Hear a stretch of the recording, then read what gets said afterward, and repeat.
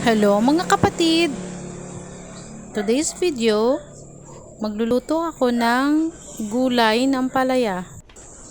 Una, maglalagay ako ng mantika para magisa ng bawang sibuyas. Wala na pala akong kamatis kaya mahal-mahal. Bawang sibuyas na lang. Pwede naman yun.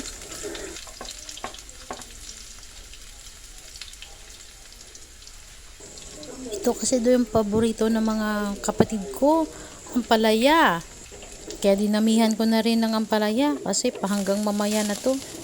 Kaya gisa-gisa muna.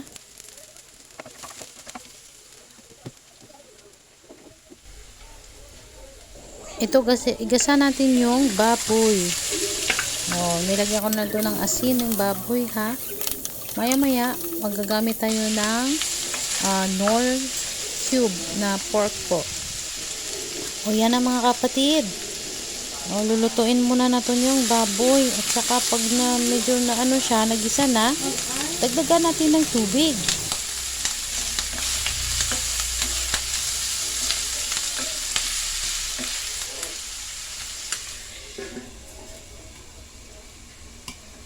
Saka takpan natin para madali maluto.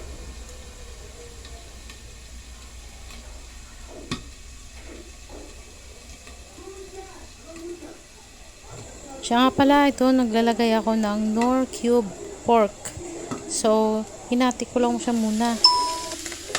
Ito po yung panglasa natin.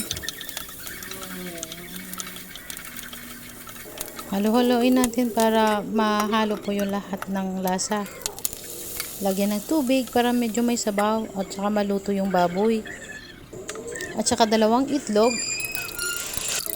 Nilagyan ko din ng asin ng konti yung itlog para may lasa na.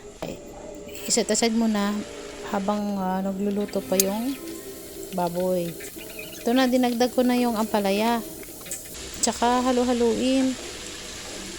Tsaka pala nagdagdag na rin ako ng asin. Hindi kasi ako gumagamit ng bitchin Asin lang talaga. At saka yun yung Knorr cube.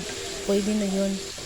Tsaka mga kapatid, dinalo-halo ko ng maayos para ma-absorb lahat ng lasa.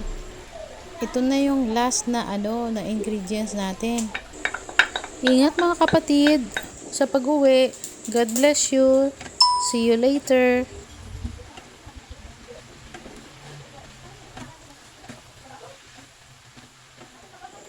Malapit na maluto. Ingat kayo.